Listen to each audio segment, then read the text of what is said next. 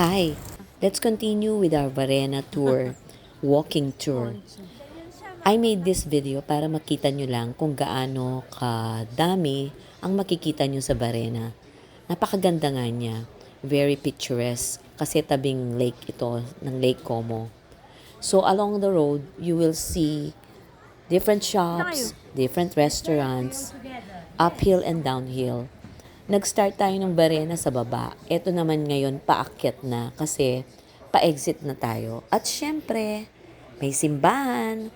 So, papasok ulit tayo para magdasal at magpasalamat. So, after our prayers, diretso na para pumunta na sa istasyon ng tren. Ito yung madadaanan mo. Na kanina nasa baba kami ng lake, ngayon nasa taas na tayo. Lakad lang, lakad-lakad pa more.